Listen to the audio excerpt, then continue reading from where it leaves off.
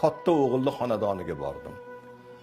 Katta o'g'limni xonadonda mehmon bo'lib, eshigini taqillatib borganimda kelin tilini uchida zo'rg'a kutib oldi. Keling ona deb qabul qildi. O'sha kuni mehmon bo'lib tunab qoldim. Ertalab bomdod namoziga turib, tahoratni olib, tahoratdan ortgan suvni o'rnimga sepib qo'ydim. Bu bir hiyla uchun. Namozni ado etgandan keyin ertalabki nonushtaga o'tirdik. Kelindan uzr so'radim. Kelin uzrimni qabul qilasiz, qarilik, betoblik. Men o'rinni bulg'ab qo'yibman degan gapni gapirsam, eshitmagan gapim qolmadi. Juda ko'p haqoratomuz gaplar, tavqinlanatli gaplarni kelin yuzimga soldi. O'g'limdan bir sado chiqarmikin desam, o'g'lim hech narsa gapirmasdan xotinning og'ziga qarab turdi. Dilim og'ridi. U ham yetmaganday ketayotganimda o'zim yotgan o'rnimni kelin o'zimga yudirdi. O'zimni o'rnlarimni, choyshaplarimni yuvib, dilim og'rib shu xonadondan chiqib ketdim. Oradan 3 kun o'tgandan keyin ikkinchi o'g'illi xonadoniga bordim. Ikkinchi o'g'ilni ham xonadonida xuddi shu sinoatni davom ettirdim. Tahoratdan ortgan suvni o'rnimga sepib qo'yib, kelindan uzr so'rasam, kelin qattiq gapirgani yo'q, lekin o'g'limni olib kirib, o'g'limga dashnom berdi. Onang undoq, onang bundoq degan gaplarni gapiryapti, qulog'imga kiryapti. Bolam eshitib turibdi, lekin onam mehmon-ku degan gap o'g'illar og'zidan chiqqani yo'q. Xuddi boshini egib aybdor odamday xotinga tobe bo'lib gapiga quloq soldi. Dilim og'ridi, chiqib ketdim. Oradan kunlar o'tib, nihoyat 3-o'g'illi xonadoniga bordim. 3-o'g'illi ham xonadonida xuddi shu ishni takror qildim.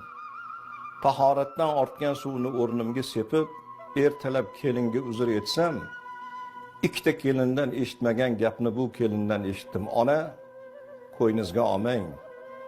Men sizni xizmatingizni qilaman deb kelin bo'lganman.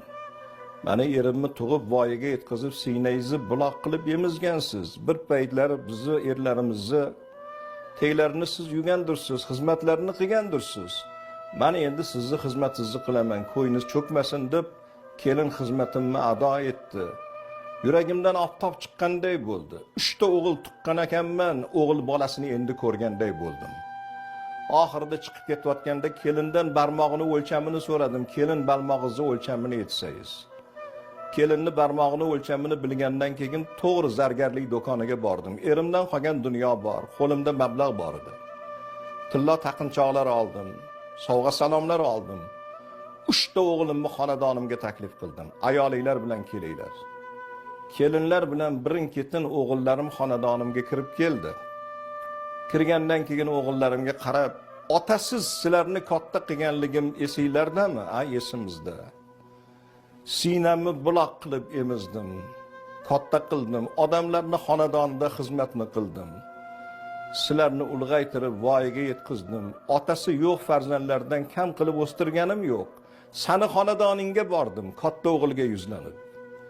Men kasal emasman, sog'man. Hiyla uchun qildim, sinov uchun qildim. Tahoratdan qolgan suvni o'rnimga sepdim.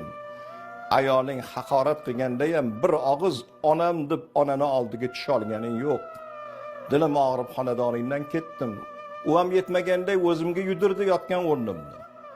Ikkinchi o'g'ilga yuzlandilar. Sani ham xonadoningga bordim, ro'shnolik ko'rarmikinman dedim. Ayoling menga qattiq gapirmasa ham sani o'zingga qattiq gapirdi. Onam deb yonimni ola olmading. Dilim og'rib chiqib ketdi. 3 ta o'g'il ko'rgan ekanman. O'g'il bolasini 3-o'g'illi xonadonida bildim. Haqiqiy o'g'il tuqqanim 3-o'g'il ekan. Kelinga aytganimda diliz og'rimasin ona, qo'yningizga olmang deb kelin xizmatimni ado qildi. Endi qolgan umrimni Xudo qancha umr bergan bo'lsa 3-kelinni qo'lida o'tkazaman. Lekin sizlar eshitinglar. Bergan oq sutimga odamlarni xonadonini sidirib, odamlarni xonadonida bolalarimni ko'zidan yoshi oqmasin deb qilgan xizmatlarimga achinmayman. O'g'il tug'dim deb voyaga yetkazganimga achinmayman. Otasiz farzand katta qilganimga achinmayman. Lekin sizlardek farzandga bergan tarbiyamni besamar ketganligiga achinaman. Bu dunyo qaytar dunyo. Tayyor turinglar. Sizlarning ham oldinglarda o'g'illaringlar bor, farzandliklar bor. Sizlarga ham qaytmasdan ilojisi yo'q. Men hammanglardan roziman. Biron bir gapni gapirishga haqqim yo'q. Lekin tayyor turinglar. Mana shu 3-o'g'il ukani xonadonida men dilim ravshan bo'lib, yuragimdan oftob chiqqanday bo'ldi. Alloh nasib etsa bu farzandning rohatini ko'rmasdan ilojisi yo'q deb hikoya nihoyasiga yetadi. Endi bu ijtimoiy tarmoqda chiqqan hikoya, rivoyatdir, zarbul masaldir, lekin buni zamirida haqiqat bor. Ko'p joylarda uylangandan keyin ona chetga surilib qolayotgan xonadonlar bor. Onani gapi inobatga o'tmaydi.